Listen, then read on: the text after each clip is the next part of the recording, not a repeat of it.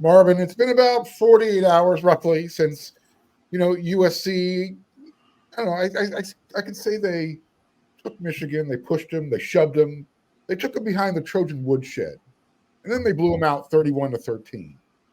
How are we feeling about that win with less than a week to go before USC plays at Notre Dame? We're going to talk about that on this episode of Locked On USC.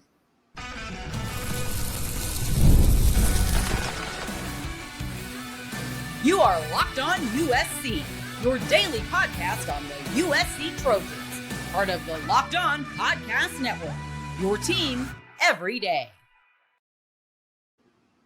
Fight on, everyone. I'm your host, Mark Holkin, and I'm back here with MVP3, Marvin Powell III. Thank you for making Locked On USC part of the Locked On Network your first listen every day. Whether you're watching the show on YouTube, you already know you can pick any platform out there. You can download this podcast. This show is going to be free. This show is going to appreciate your support. And this episode is brought to you by Mazda. Like our players, we sweat every detail because when you make every move count, pulling off the unexpected is only the beginning. Stay tuned later for our highlights in this week's Moving the Game Forward, Mazda Move and Be Moved. All right, Marvin, I said this was the biggest game of Lincoln Riley's career before this game started. This was, my narrative all of last week.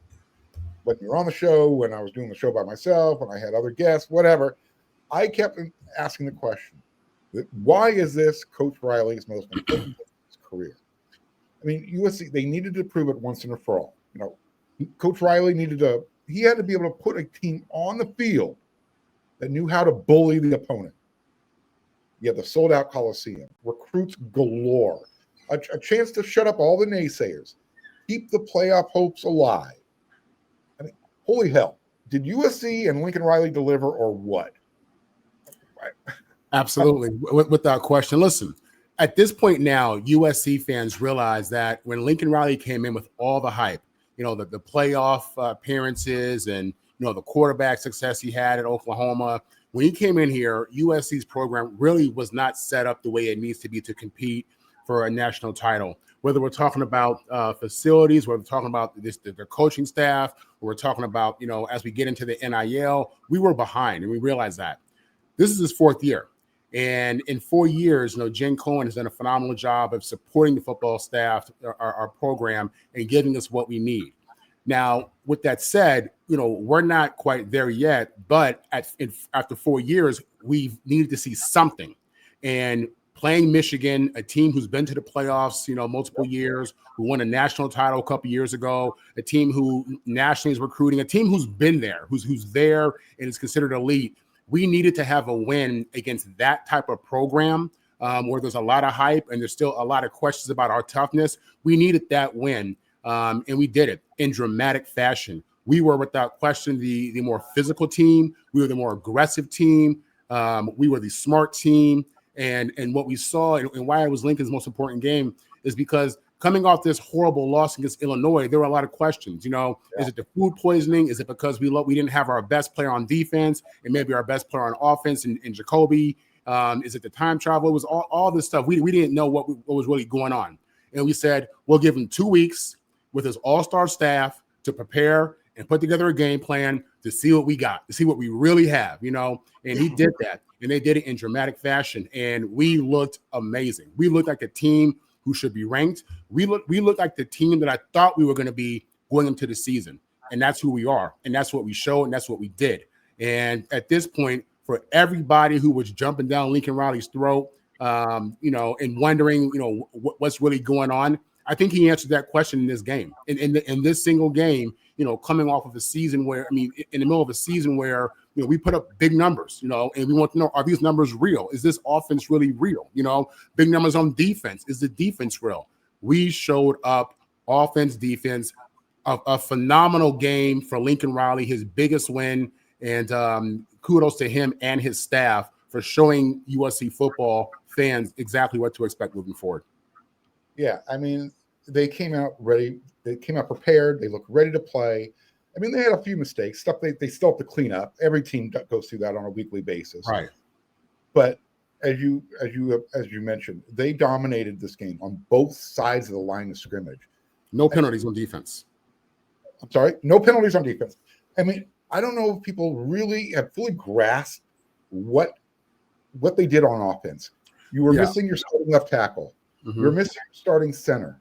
You eventually had your two top running backs out for the game, which I'll have an update on that here momentarily. And then you take who has been your starting left tackle while Elijah Page was injured. You say, you know what, Justin, we're going to move you over to right tackle for this game. Tobias Raymond, you've been doing a great job at left guard, but you're playing left tackle today. And Jaron Reed, he took whatever, the little miscues that he had against Illinois, pushed those aside. Yeah. That's not a fantastic game. I'm watching the TV copy like everybody else, so I'm not able to see the game tape. But from what I saw just in the game itself and just watching it over again, Jannari had a good game. I saw him play really physical. I saw him pushing guys, really getting inside guys' chests and doing. I saw the general that I was expecting to see, that I was hearing about this whole offseason. Again, back to these what were you going to say? Oh, I was gonna say, here's how I knew USC was ready to play, and they were ready to be the more physical of the two programs. The opening kickoff.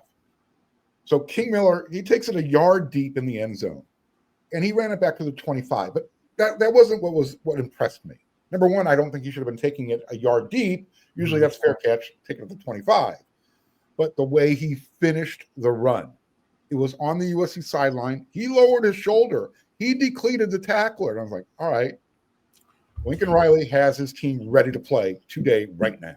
Mark, weren't we saying in the preseason that we have a deep running back room? We have a lot of defensive linemen. We talked about our DBs as well. But we're seeing these things play out though in regards to the running backs. We're seeing these guys step up. It's unbelievable that you can lose a guy who was one of the leading rushers in college football. Okay, he steps out. And you have another guy come in and he just shreds what's supposed to be a stout, proud Michigan defense. This is our fourth string running back who's not even on scholarship, so that's cool, but that speaks to the offensive line. That speaks to O-line. That speaks to Lincoln Riley play calling. Listen, you asked me in the last time I was on the show, you asked me what can Lincoln do against his pressure defense, and he did it out the gate. Screen, and it worked.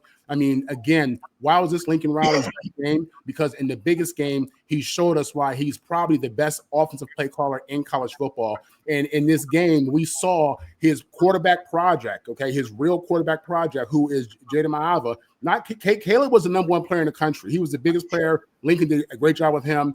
But you saw what the Lincoln Riley system is like in Jaden Maava. He looked outstanding last night. And that is, as a USC alum, as a USC fan, after hearing the hype about how great this guy is, you're seeing things happen the way they should. So, this was Lincoln Riley answered the bell. Everybody in USC Nation was waiting to see what we look like on a national stage in your fourth year with some guys and some NIL money. He showed us, and this is exactly what I was expecting to see from day one. No, look, Lincoln Riley, he proved it to me that he had his team that could play. They can play finesse ball. They can do, they can play that passing game and score on you like a pinball game. But he also showed you that, hey, let's use the clock. Let's run the ball. Let's use those screen passes. Let's play bully ball. And not only did they do that, but they did that with a makeshift lineup. Yeah. He's got this locker room's attention. He's got a coaching staff, like you said, they're elite and they're developing guys. Yeah. When you have your backup walk-on running back being a big play threat, I mean, that says a whole lot. That says a whole lot because you're going to be without Waymon Jordan now for maybe 4 to 6 weeks. He's having surgery on the foot. Eli Sanders, Coach Riley, after the game was not even as positive. He's like, Eli Sanders might be lost for the season with his injury. Mm-hmm. So now you're down to King, and then you have Brian Jackson, who they had to get permission to get him into the game because 2 hours prior he was on he wasn't on the questionable list. He was out. He wasn't going to play. But they contacted the league office, went through all the rigmarole, got that taken care of at halftime. We'll talk more about that in the third segment.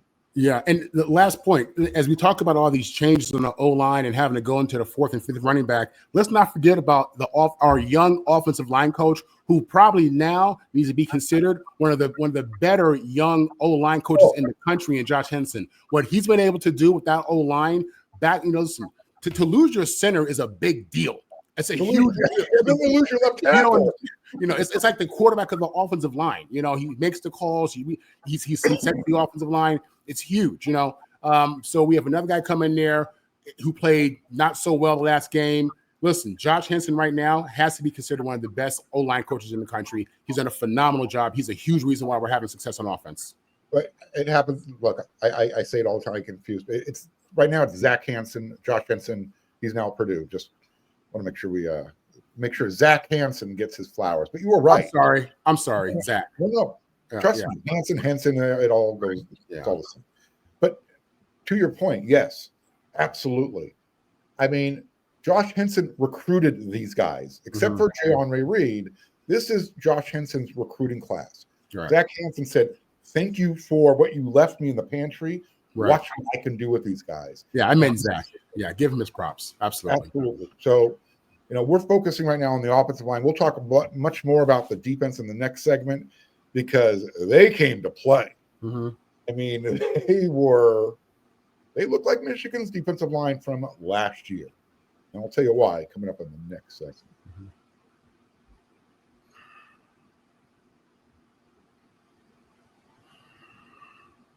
Oops, wrong one. We're going to do this one. We'll talk about Mazda first. So this episode is brought to you by Mazda, moving the game forward. For those who believe it's not just about playing the game, it's about redefining it.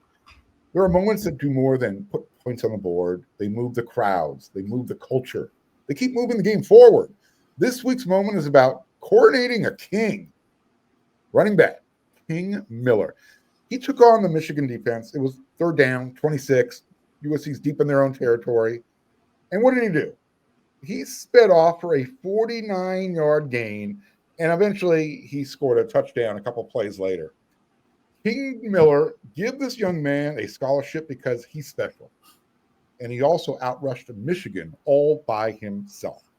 Can you believe that, Marvin? We'll talk about that. Scholarship. Let me tell you something right now. I hope and pray that we can keep this kid, because this kid's going to be able to buy his mama a brand new house. He's already put it. Listen, every single school in America is looking at our roster and looking at that kid, and he's going to have offers just because it's that day and age now, NIL. That kid looked amazing. And another reason why we should have walk-ons in college football. Absolutely. And because of players like King Miller, when you follow what moves you, like USC's offensive line was moving players around, the unexpected is only the beginning. And just like there's more to every highlight, there's more to a Mazda vehicle. Mazda, move and be moved.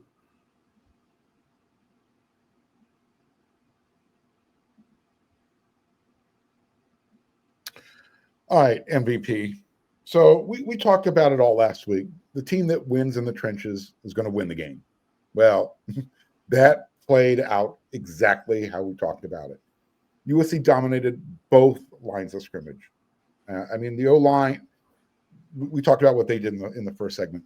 The defensive line, no sacks allowed. The defensive line had 3 sacks. The offensive line did not allow any sacks. They also opened up the holes for 227 yards on the ground. I mean, that is dominance, because remember, folks, last year, Michigan ran for 290 yards on USC. Guess how many yards Michigan ran for against USC this game, Marvin? You don't know? I'll tell you. Just 109 yards. That's it. Yeah. We didn't think that was possible. Listen, last time I was on the show, Mark, I called for our all-star defensive staff, okay? The big names that we brought in here, Danton, Ryan, Belk, Henney, Nua. I called for those guys to stand up this week, and they did. That defense looked like, I'm going to say it, a championship defense. It looked amazing. From in regards to how we stopped a high-powered run game, and how we were able to be disciplined with no penalties.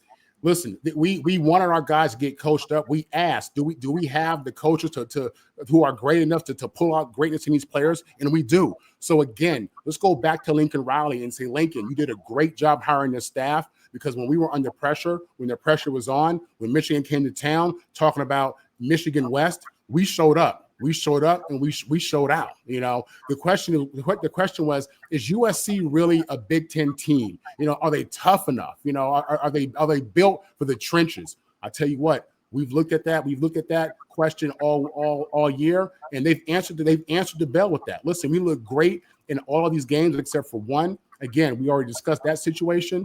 This is who we are. I mean, this is who we are. Henny showed up. I saw Keyshawn Silver making plays. I wanted to stop seeing him get blown off the ball. I wanted to stop seeing him split the double team. I saw him split double teams. I saw him stand his ground. I saw Jakeem Stewart go in there and look like, again, he's just, you know, the next Darrell Russell, rest in peace. I'm looking at greatness in number 4. We looked stout. We looked tough. We were the bully. We were the bully on defense. The quarterback was flustered. I can go on, Mark. No, you're using the words I was about to use, because, first of all, one last thing I want to say about the offensive line. That might have been the best offensive line, the offensive line has looked all season. And I'm not trying to take anything away from Elijah Page or from Killian O'Connor, but all things considered, when you have Tobias Raymond playing at left tackle, you've got Micah Banuelos, who has been solid at left guard when he gets his chances. John Ray Reed, you talked about it earlier. He stepped up. He looked like the player that everybody anticipated coming over from Syracuse. Alani Noah has just been steady at right guard. And Justin, hey, you know what? I'm more comfortable at right tackle. Look what we did. We did not allow any sacks. We opened up the holes for 227 yards on the ground. Yeah. So defensively, this is what I want to say about this. They were so good. They were only on the field for 57 plays. Think about that. Right. Last year, Michigan ran the ball 55 times alone against USC. USC's defense was only on the field for 57 plays. Yeah. That's 5 tackles for loss, no fourth down conversions, and this was the key stat I talked about last week. Whoever can do well on third down. Michigan only converted 2 out of 9 times. That's because USC was winning first down on defense. Boom. There you go. And not just in the middle. Again, I mean, these guys in the middle did a great job with the middle rush and just really being strong on run plays. We were strong on the edges, really stout on the edges. Michigan was trying to attack that edge, that tackle, and we were really good. I mean, you saw them trying to, you know, get outside, and then have to collapse back in with the running back, and we would eat them up. Our guys stood their ground. I mean, they stood their ground in a way that they haven't. And it's great, especially going into this next week, because we're going to have to keep the same energy, obviously, as we, get ready to go to Midwest. But offensive line-wise, I mean, again, these guys are allowing Jaden Maiava to have, I'm going to say it, a Heisman caliber year. They're allowing Mekhi Lemon to have a Biletnikoff year. This is happening. This is real. We don't have – listen, don't be afraid of it, USC fans. Don't be afraid to feel good about this thing. I feel a lot of people have that, they're a little scared to put 2 feet in. Put both feet in this thing. It is what you think it is. We are who you think we are. And and on the biggest stage, in his biggest game, we showed it. We were the tougher team. We executed. Tight end. What Link is doing with our tight ends right now is to the point where teams can't play it. They can't double Mekhi or Jacoby.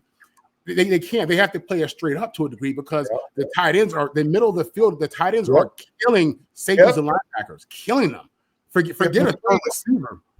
Think about it. USC probably at a minimum left 6 points on the field. The McCree fumble, the 12-yard line. The pick and the fumble. I don't know what Jaden saw, what was going through his head on that one. We forgive him, but I mean, that might have been one of the worst interceptions I've ever seen in my lifetime.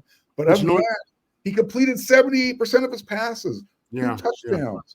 That high lemon was amazing. Right. And with Jaden, I said it before, what you really love about his growth is the emotional intelligence. Had a horrible play at a really bad time in the game. He came back and he was smooth. A younger guy, a guy who, again, has spent less time in Lincoln Riley's academy. That guy, you worry about him in those kind of plays. Jaden is playing like a seasoned vet right now. The linebackers look so much improved as well. Eric Gentry had a great ball game. Desmond Stevens was just like, all right, I'm playing run. I'm playing the run. Jaden Walker. I mean, the defense just looked so well prepared. Kamari Ramsey returns. Bishop Fitzgerald says, you know what? I got Kamari back. I'm going to go pick off the ball twice. Right. I mean, there's just so many things we can bring up. Ryan Sayeri, the kicker. Right. I mean, that 54-yard field goal, that was clutch. Yeah. Once USC went up 17, game over. And again, he's the backup. He's the backup. Walk on. Yeah. So, we talk about depth. At the beginning of the year, it was all about our team depth. It's real, people. We have it. We're seeing guys fall out, get hurt, things happen. And offensively, we're not skipping a beat. Defensively, we're coming off our best game in which we shut down one of the premier run games in the nation. I look at those stats. You said no defensive penalties. USC only had 3 for 31. One of them was just a undisciplined, stupid penalty by Mekhi Lemon.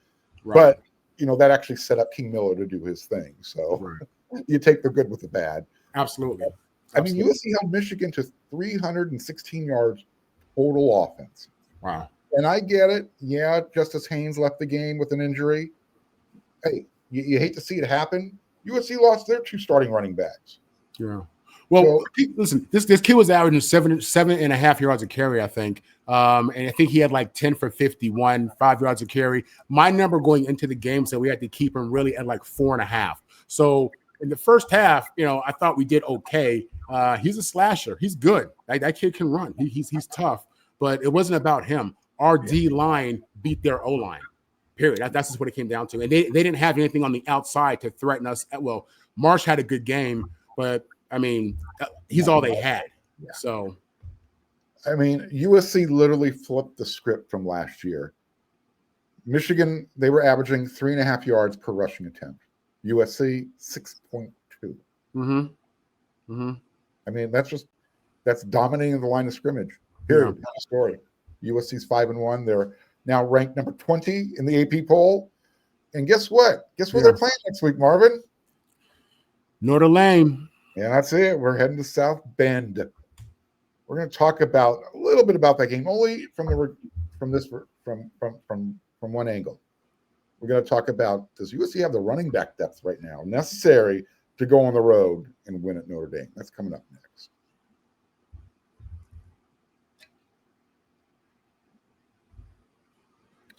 So the football season is here, and FanDuel is making sure you're ready for every kickoff with a can't miss offer. Right now, new customers, if you can bet just $5, and if that $5 bet wins, guess what? You're going to get $300 in bonus bets that you can use across the entire FanDuel app. You're going to love using FanDuel because if it's however you want to bet, you like the prop bets, do it. You like building a same game parlay, you're at FanDuel, just do it. Maybe you just want to jump into the action live as it's unfolding. Guess what? FanDuel allows you to do that too. So you're ready to play. Download the FanDuel app now by visiting FanDuel.com to get started. That's FanDuel.com to place your first $5 bet. And because you have to be able to manage all those winnings, most people can't even name all their financial accounts or even what they're worth, whether it's their 401k, properties, investments. When you don't have the full picture, you can end up leaving money on the table. That's where Monarch Money comes in. It's an all-in-one personal finance tool that brings your entire financial life together in one clean and easy-to-use interface. Do it on your laptop. Do it on your phone. Monarch does all the heavy lifting for you. You can link all of your accounts in minutes. You can see clear data visuals. You can get smart categorization of your spending. And finally, you're going to feel in control of your money without ever touching a spreadsheet. One fantastic feature that I think you're going to love because it's going to help you save money right off the bat. Do what I did. Link all of your accounts to Monarch, and it's going to immediately spot any subscriptions that you're doubled up on. Just canceling those alone saved me money every single month. I'm telling you, don't let the financial opportunities slip through the cracks. Use code LOCKEDONCollege at monarchmoney.com in your browser for half off your first year. That's 50% off your first year at monarchmoney.com. Just use the code LOCKEDONCollege.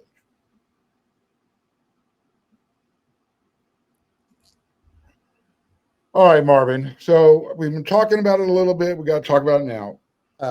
We're still waiting on an update about Eli Sanders. Coach Riley, after the game, during the press conference, is like, we're not feeling it. He might be lost for the season. On Sunday, news broke that Waymo, he's going to be out at least 4 to 6 weeks. He's having surgery. That makes USC's running back room really thin. Because right now, you've got King Miller, who we've been just loving talking about all show long. You have Brian Jackson, who they literally had to say, all right, go put your uniform on during halftime because we need you. And that's fine. You can win with King Miller and with Brian Jackson. They both are tough physical runners. We know King Miller can take it the distance. Brian reminds everybody of Lendale White. It's not just the number 21 jersey, but he brings you that goal line presence that you need in those types of situations. Who else, though? All right, Coach Powell. We got some guys on the roster. We might need to move around. I actually tweeted this out during the game. What about Husan Longstreet getting some run at running back for a few plays? He's your number 2 quarterback right now. But we know that the ball in his hands, dude can scoop. Who would you look at running back if in emergency?